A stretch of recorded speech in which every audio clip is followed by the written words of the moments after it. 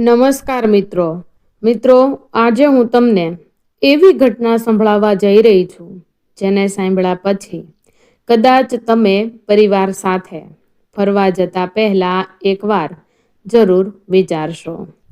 એક ખુશખુશાલ પરિવાર માથેરાન ફરવા ગયો હતો. હાસ્ય હતું, ફોટા હતા, સપનાઓ હતા, પણ માત્ર થોડા કલાકોમાં એક એવી ભૂલ થઈ જેણે તેમની આખી જિંદગીને બે ભાગમાં વહેંચી નાખી.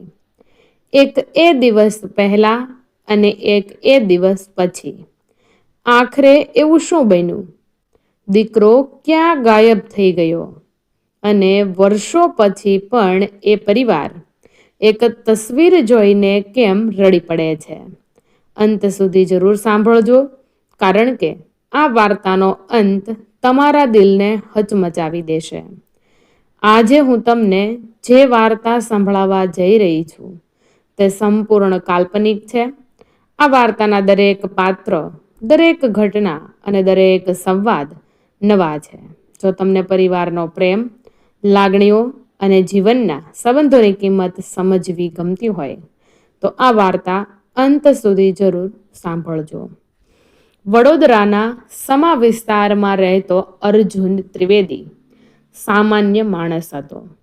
ઉંમર લગભગ 42 વર્ષ. પત્ની કાવ્યા, 15 વર્ષનો દીકરો આરવ અને 9 વર્ષની દીકરી માહી.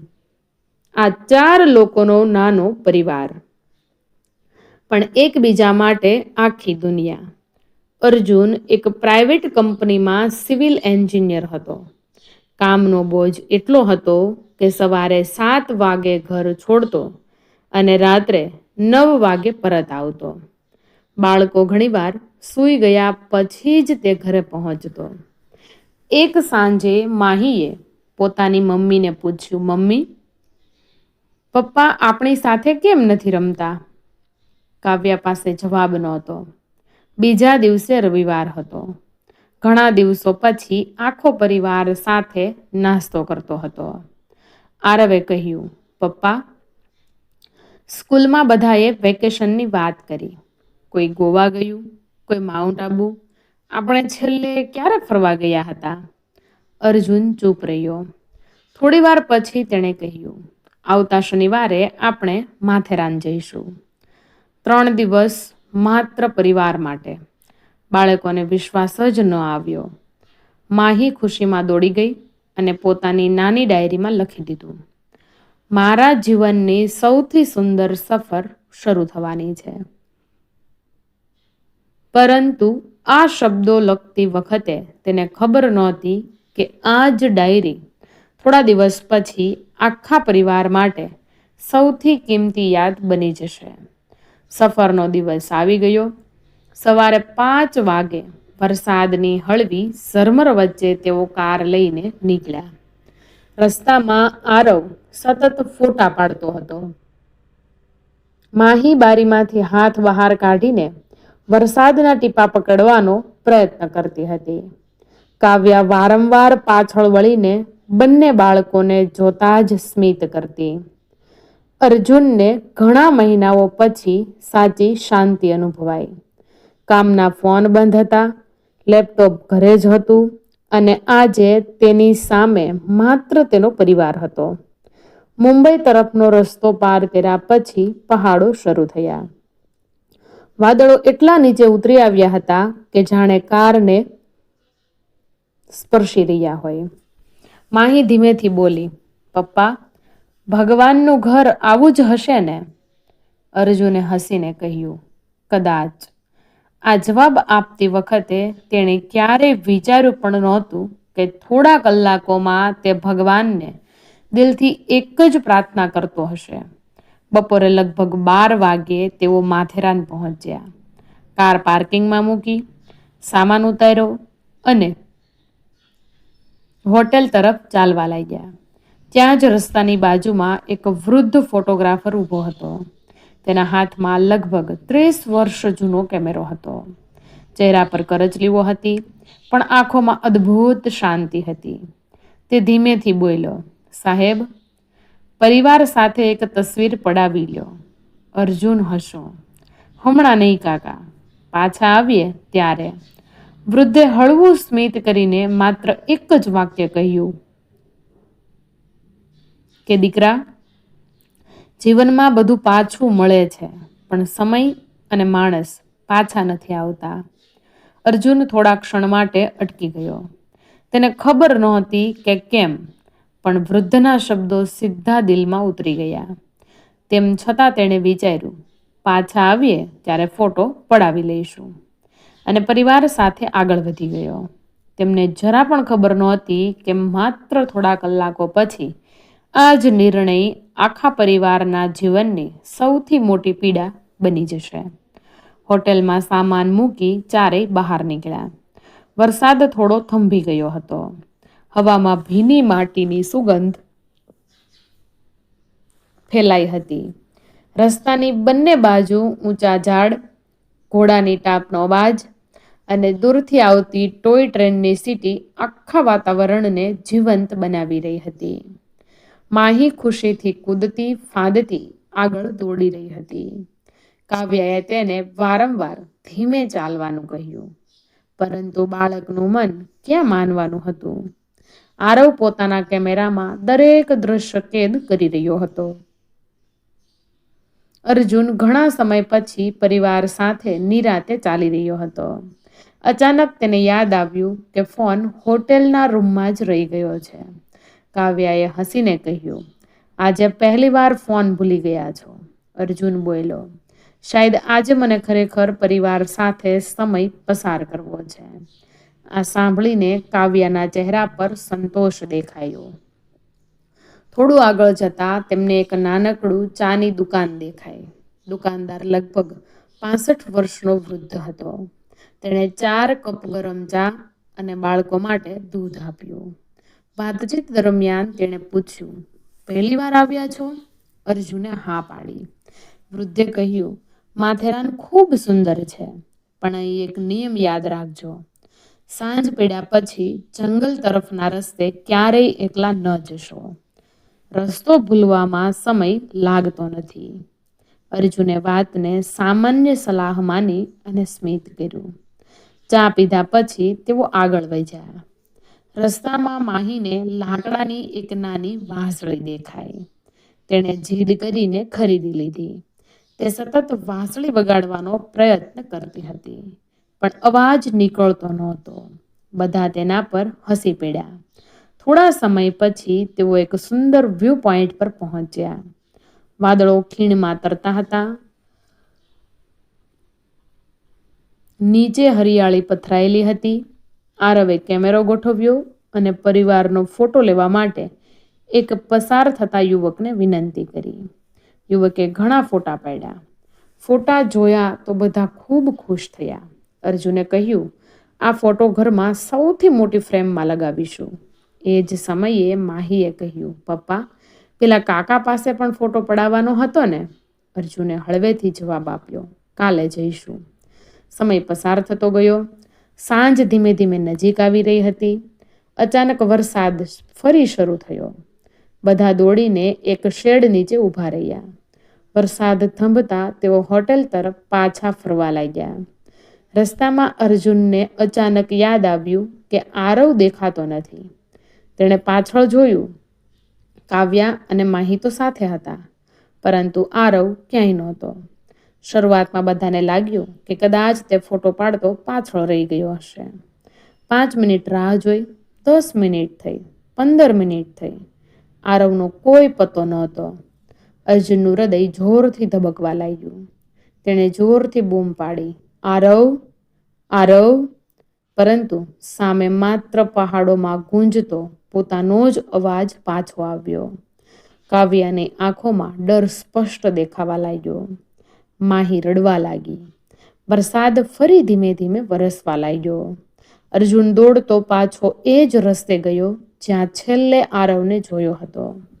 રસ્તાની બાજુમાં માત્ર આરવનો કેમેરો પડ્યો હતો, પરંતુ આરવ ક્યાંય દેખાતો નહોતો. અર્જુને ધ્રુજતા હાથથી કેમેરો ઉઠાવ્યો. કેમેરો કાદવથી ભરાઈ ગયો હતો, પરંતુ ચાલુ હતો. સ્ક્રીન પર છેલ્લો પાડેલો ફોટો ખુલ્લો હતો. ફોટામાં આરવ એક અજાણી દિશામાં જતો દેખાતો હતો. તેની સામે લીલા રંગનું જૂનું લાકડાનું બોર્ડ હતું, જેના પર વરસાદને કારણે અડધા અક્ષરો જ દેખાતા હતા. માત્ર એટલું વાંચી શકાયું, સનરાઈઝ. બાકીનું બધું જ ધોવાઈ ગયું હતું. અર્જુને તરત જ આસપાસ ઉભેલા લોકોને પૂછવાનું શરૂ કર્યું, પરંતુ કોઈએ આરવને જોયો નહોતો. કાવ્યા રડતા રડતા બોલી, પોલીસને ફોન કરો. અર્જુને તરત જ સ્થાનિક પોલીસ સ્ટેશનમાં જાણ કરી. થોડા જ સમયમાં 2 પોલીસકર્મી અને જંગલના માર્ગો જાણતા 3 સ્થાનિક લોકો ત્યાં આવી પહોંચ્યા. બધાએ અલગ અલગ દિશામાં શોધ શરૂ કરી. વરસાદ વધતો જતો હતો. સાંજનો અંધકાર ધીમે ધીમે આખા જંગલ પર છવાઈ રહ્યો હતો. દરેક મિનિટ સાથે કાવ્યાની આશા ઓછી થતી જતી હતી. માહી સતત એક જ વાત બોલતી હતી, મમ્મી, ભાઈ આવી જશે ને? કાવ્યા દરેક વખતે હસવાનો પ્રયત્ન કરતી, પરંતુ તેની આંખોમાંથી આંસુ અટકતા નહોતા. લગભગ 2 કલાક સુધી સતત શોધખોળ ચાલી, છતાં આરવનો કોઈ પત્તો મળ્યો નહીં. ત્યારે અચાનક એક સ્થાનિક યુવક દોડતો આવ્યો. તેણે કહ્યું, જંગલની અંદર જૂના રસ્તા પાસે કોઈ બાળકના પગલાં દેખાય છે. બધા તરત જ તેની પાછળ દોડ્યા. વરસાદના કારણે માટીમાં સ્પષ્ટ પગલાં પીડ્યા હતા. પગલાં થોડું આગળ જઈને અચાનક ગાયબ થઈ ગયા. એવું લાગતું હતું જાણે કોઈ ત્યાંથી પાછું વળ્યું જ ન હોય. પોલીસ અધિકારીએ ટોર્ચનો પ્રકાશ ચારે બાજુ ફેરવ્યો. નજીકમાં એક નાની વાંસળી પડી હતી. માહીએ તરત જ ઓળખી લીધી, આ તો મારી વાંસળી છે. મેં ભાઈને થોડી વાર માટે આપી હતી. હવે કોઈ શંકા રહી નહોતી કે આરવ અહીં સુધી આવ્યો હતો. પરંતુ પછી શું થયું? કોઈ પાસે જવાબ નહોતો. અર્જુન જમીન પર બેસી ગયો. તેણે પહેલી વાર પોતાનું માથું બંને હાથમાં પકડીને રડવાનું શરૂ કર્યું. તે વારંવાર એક જ વાત બોલતો હતો, કાશ હું તેને એકલો ન છોડ્યો હોત. કાશ. પોલીસ અધિકારીએ અર્જુનના ખભા પર હાથ રાખીને કહ્યું, હિંમત રાખો. જ્યાં સુધી પુરાવો ન મળે ત્યાં સુધી આપણે આશા છોડવાની નથી. રાત્રિના 10 વાગી ગયા હતા. જંગલમાં શોધ ચાલુ રાખવી જોખમી બની રહી હતી. પોલીસે પરિવારને હોટલમાં પાછા જવાની સલાહ આપી, પરંતુ અર્જુન એક જ જવાબ આપતો રહ્યો, મારો દીકરો બહાર છે, હું રૂમમાં કેવી રીતે જઈ શકું? આખી રાત તે વરસાદમાં ભીનો થઈને જંગલની ધાર પર ઊભો રહ્યો. સવાર થવાની રાહ જોતો રહ્યો. તેને લાગતું હતું કે કદાચ સૂર્યનો પહેલો કિરણ કોઈ સારા સમાચાર લઈને આવશે, પરંતુ તેને ખબર નહોતી કે આવતી સવાર માત્ર આરવ વિશે જ નહીં, આખા પરિવાર વિશે એવું સત્ય બહાર લાવવાની હતી જે તેમની જિંદગીને હંમેશને માટે બદલી નાખશે. સવારના 5 વાગ્યે વરસાદ આખરે બંધ થયો. આકાશમાં ધીમે ધીમે અજવાળું ફેલાવા લાગ્યું. જંગલની ભીની માટીમાંથી ધુમ્મસ ઉઠતું હતું. પોલીસ, સ્થાનિક બચાવ ટીમ અને ગામના કેટલાક લોકો ફરી શોધખોળ માટે નીકળી પડ્યા. અર્જુનની આંખોમાં આખી રાત ઊંઘ નહોતી. કાવ્યા સતત ભગવાનને પ્રાર્થના કરતી હતી. માહી શાંત થઈ ગઈ હતી. ગઈકાલથી પહેલીવાર તે કંઈ બોલી નહોતી. તેના હાથમાં હજુ પણ આરવનો નાનો રૂમાલ હતો. લગભગ 1 કલાક પછી બચાવ ટીમના એક સભ્યએ દૂરથી બૂમ પાડી, સાહેબ, અહીં આવો. બધા દોડીને ત્યાં પહોંચ્યા. એક મોટા વૃક્ષની નીચે કાદવમાં આરવના જૂતાની સ્પષ્ટ નિશાની હતી. તેની બાજુમાં તેની પાણીની બોટલ પડી હતી. એ જોઈને અર્જુનનું દિલ ધબકી ઉઠ્યું. હવે ખાતરી થઈ ગઈ હતી કે આરવ આ રસ્તે જ આવ્યો હતો. આગળનો રસ્તો વધુ સાંકડો હતો અને બંને બાજુ ઊંડી ઝાડીઓ હતી. પોલીસ ધીમે ધીમે આગળ વધી રહી. થોડે દૂર એક નાનકડી લાકડાની ઝૂંપડી દેખાઈ. વર્ષોથી બંધ હોય એવી લાગતી હતી. દરવાજો અડધો ખુલ્લો હતો. અંદર ધૂળ સિવાય કશું જ ન હતું, પરંતુ જમીન પર કોઈએ તાજેતરમાં પગ મૂક્યા હોય એવા નિશાન સ્પષ્ટ દેખાતા હતા. બચાવ ટીમે આખી ઝૂંપડી તપાસી, પણ આરવ ત્યાં પણ નહોતો. બહાર નીકળતા જ એક વૃદ્ધ સ્થાનિક માણસ ત્યાં આવ્યો. તેણે ઝૂંપડી જોઈને ધીમેથી કહ્યું, "આ રસ્તે બહુ ઓછા લોકો આવે છે. અહીંથી આગળ એક જૂનો કિનારો છે. ઘણા પ્રવાસીઓએ એ રસ્તો દેખાતો જ નથી." પોલીસ અધિકારીએ તરત જ બધાને સાવચેત રહેવાનું કહ્યું. બધા ધીમે ધીમે આગળ વધ્યા. અર્જુનના દરેક પગલા સાથે તેની ધડકન વધી રહી હતી. અચાનક માહીએ દૂર આંગળી બતાવી. "પપ્પા, જુઓ." બધા એક સાથે ત્યાં દોડ્યા. એક ઝાડની ડાળી પર આરવનું લાલ રંગનું જેકેટ અટવાયેલું હતું. કાવ્યા જોરથી રડી પડી. અર્જુનના પગ કંપવા લાગ્યા. તેણે જેકેટ છાતી સાથે ચાંપી લીધું. તે જ ક્ષણે નજીકથી ખૂબ ધીમો અવાજ સંભળાયો, જાણે કોઈ મદદ માટે બોલવાનો પ્રયત્ન કરતું હોય. બધા શાંત થઈ ગયા. ફરી એ જ અવાજ આવ્યો. બચાવ ટીમે ટોર્ચનો પ્રકાશ નીચે ફેરવ્યો. ઝાડીઓની પાછળ લગભગ 20 ફૂટ ઊંડે એક સાંકડો ઢોળાવ હતો. ત્યાં એક નાનો ખાડો હતો અને એ ખાડાની અંદર કોઈ હલનચલન થઈ રહી હતી. અર્જુન જોરથી બૂમ પાડી, "આરવ!" નીચેથી ધીમો જવાબ આવ્યો, "પપ્પા." એ એક શબ્દ સાંભળતા જ અર્જુનના ચહેરા પર આશા ફરી જીવંત થઈ ગઈ, પરંતુ ખુશી માત્ર થોડી જ ક્ષણ રહી. બચાવ ટીમે નીચે નજર કરી તો ખબર પડી કે આરવ એકલો નહોતો. તેની બાજુમાં એક અજાણ્યો નાનો બાળક પણ બેભાન હાલતમાં પડ્યો હતો. હવે સૌથી મોટો પ્રશ્ન એ હતો કે આ અજાણ્યો બાળક કોણ હતો અને આરવ તેની સાથે આ ખાડા સુધી કેવી રીતે પહોંચ્યો હતો. અર્જુન એક ક્ષણ પણ રોકાયો નહીં.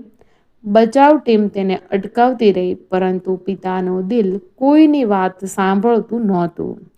તેણે દોરડું કમર પર બાંધ્યું અને ધીમે ધીમે ધીમે ઢોળાવ પરથી નીચે ઉતરવા લાગ્યો. વરસાદને કારણે માટી ખૂબ લપસણી હતી. દરેક પગલું જોખમી હતું. ઉપર ઊભેલી કાવ્યા હાથ જોડીને ભગવાનને પ્રાર્થના કરી રહી હતી. માહી સતત રડતી હતી અને એક જ વાત બોલતી હતી, "મારા ભાઈને ઉપર લઈ આવો." લગભગ 10 મિનિટની મહેનત પછી અર્જુન ખાડા સુધી પહોંચ્યો. તેણે સૌથી પહેલાં આરવને ગળે લગાવી લીધો. આરવના કપડાં કાદવથી ભરાઈ ગયા હતા. તેના હાથ પર નાની મોટી ઈજાઓ હતી, પરંતુ તે જીવતો હતો.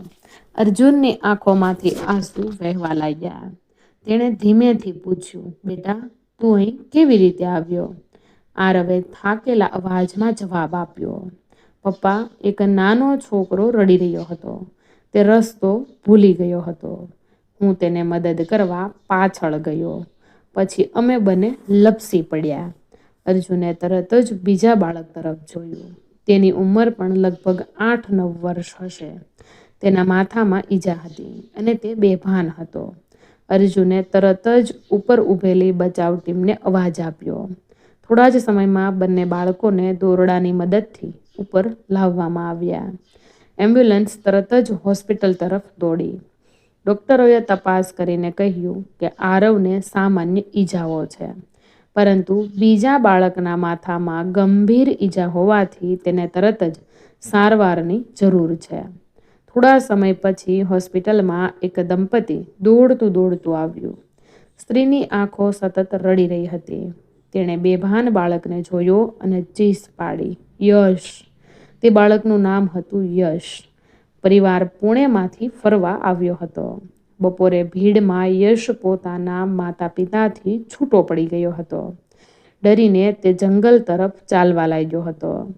આરવે તેને એકલો રડતો જોયો. તેને લાગ્યું કે જો તે યશને એકલો છોડી દેશે તો તો કદાચ તેને કોઈ જાનવર કે ખતરનાક રસ્તો મળી જશે.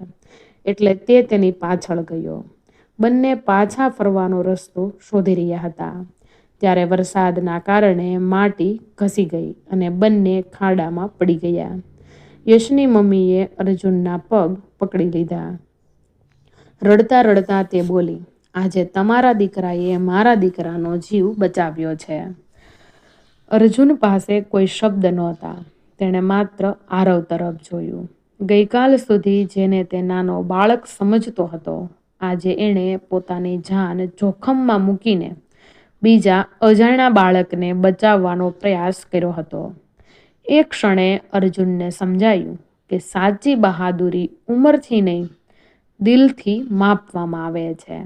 પરંતુ આ ઘટનાએ હજુ એક મોટો પ્રશ્ન અધૂરો રાખ્યો હતો.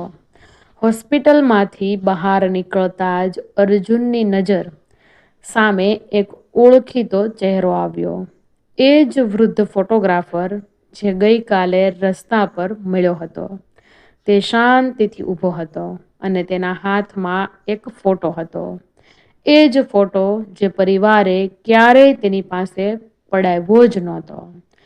હોસ્પિટલના કોરિડોરમાં અર્જુન એક ક્ષણ માટે સ્થિર થઈ ગયો.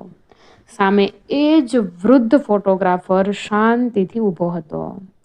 તેના હાથમાં એક જૂનો સફેદ કવર હતો. અર્જુન ઝડપથી તેની પાસે ગયો અને આશ્ચર્યથી પૂછ્યું, કાકા, તમે અહીં? વૃદ્ધે કોઈ જવાબ ન આપ્યો. તેણે માત્ર તે કવર અર્જુનના હાથમાં મૂકી દીધું અને ધીમેથી કહ્યું, કેટલીક તસવીરો કેમેરાથી નથી પડતી દીકરા, સમય પોતે જ તેને સાચવી રાખે છે. એટલું કહી તે ધીમે ધીમે હોસ્પિટલના દરવાજા તરફ ચાલવા લાગ્યો.